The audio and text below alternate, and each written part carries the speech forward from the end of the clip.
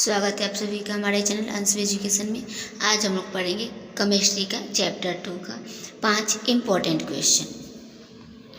तो चलिए question start करते हैं। पहला प्रश्न है, सोप किसे कहते हैं? सोप किसे कहते हैं? आंसर, जो लोग बहुत अधिक नमक या नमकीन भोजन लेते हैं वे उत्तक कोशिकाओं एवं अंतरा कोशिका व स्थानों में जल धारण महसूस करते हैं। जो लोग बहुत अधिक नमक या नमकीन भोजन लेते हैं वे उत्तक कोशिकाएं एवं अंतरा कोशिका व स्थानों में जल धारण महसूस करते हैं। इसके परिणाम स्वरूप होने वाली स्थूलता या सूजन को सोप कहते हैं। इसके परिणाम स्वरूप जो होता है होने वाली स्थूलता या सूजन को सोप कहते हैं। जैसे कि ज़्यादा नमक या नमकीन जो भोजन खाते हैं लेते हैं उसको परिणाम स्वरूप से स्थूलता या सूजन होने को सोप कहते हैं। जो सूजन हो जाता है, स्थूलता हो जाता है। नेक्स्ट प्रश्न है, प्रतिलोम प्रासरण किसे कहते हैं? आंसर, वर्णित विलयन पर यदि प्रासरण दाब से अधिक दाब लगाया जाए तो प्रासरण की दिशा को परिवर्तित किया जा सकता है। वर्णित विलयन पर यदि प्रासरण दाब से अधिक दाब लगाया जाए तो प्रासरण की दिशा को परिवर्तित किया जा सकता है।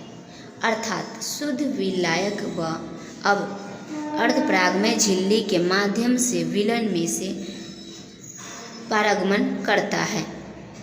अर्थात शुद्ध विलायक व अब अर्धपरागमय झिल्ली के माध्यम से विलयन में से परागमन करता है। यह घटना प्रतिलोम प्रासरण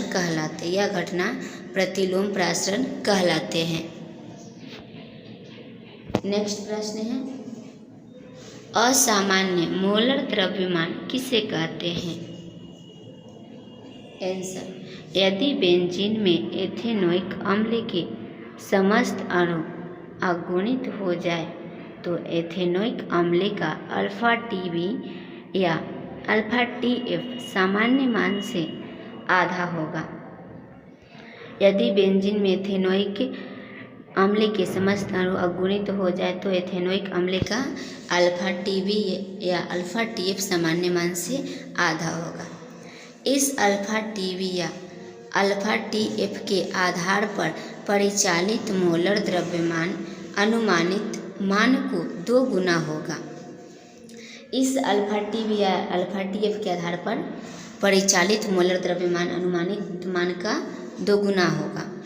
ऐसा मोलर द्रव्यमान जो अनुमानित या सामान्य मान की तुलना में निम्न या उच्च होता है असामान्य मोलर द्रव्यमान कहलाता है। ऐसा मोलर द्रव्यमान जो अनुमानित या सामान्य मान की तुलना में निम्न या उच्च हो तो वो असामान्य मोलर द्रव्यमान कहलाता है। नेक्स्ट प्रश्न है, वांट ऑफ कुरक किसे कहते हैं?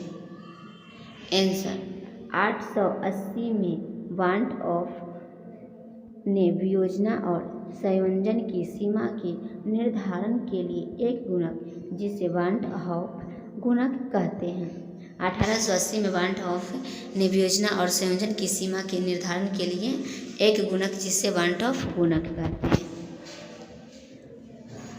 नेक्स्ट प्रश्न है, विलायक के प्रवाह का प्रक्रम क्या है? आंसर, मान लीजिए कि केवल विलायक के अणु ही इन अर्धपरागमय झिल्लियों में से निकल सकते हैं। मान लीजिए कि केवल विलायक के अणु ही इन अर्धपरागमय झिल्लियों में से निकाल सकते हैं। यह झिल्ली विलायक एवं विलयन के मध्य रख दी जाए तो विलायक के अणु इस झिल्ली में से निकलकर विलयन की ओर प्रवाहित हो जाएंगे। यह झिल्ली विलायक एवं विलयन के मध्य में रख दिया जाए तो विलायक के अणु इस झिल्ली में से निकलकर विलयन की ओर प्रवाहित हो जाएंगे। विलायक के प्रभाव का यह प्रकरण प्रासरण कहलाता है। विलायक के प्रवाह का यह प्रकरण प्रासरण कहलाता है।